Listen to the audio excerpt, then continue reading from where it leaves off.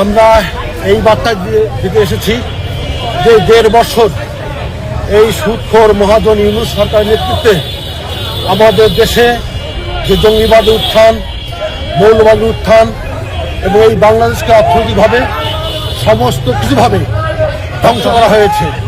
সেই জায়গা থেকে আমরা মনে করি আজকের ২১শে ফেব্রুয়ারি আমাদের এই বার্তায় আমরা জঙ্গিবাদ মৌলবাদের বিরুদ্ধে বাংলাদেশ আওয়ামী লীগ সর্বদা প্রস্তুত এবং জননেত্রী শেখ হাসিনা ইতিমধ্যে ঘোষণা দিয়েছেন সারা বাংলাদেশ থেকে জঙ্গিবাদ মৌলবাদ এবং ২৪-এর যে জঙ্গিবাদ আছে তাদেরকে আমরা মোকাবেলা করবো ইনশাল্লাহ।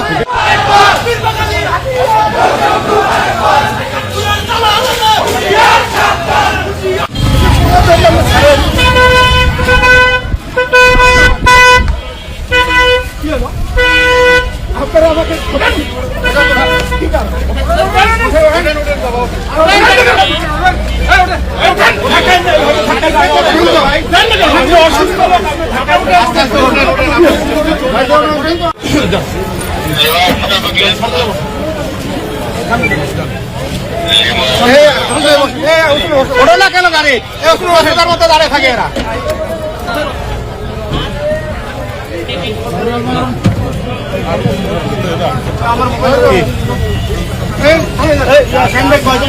দুইজন কিছু বলবেন নাকি?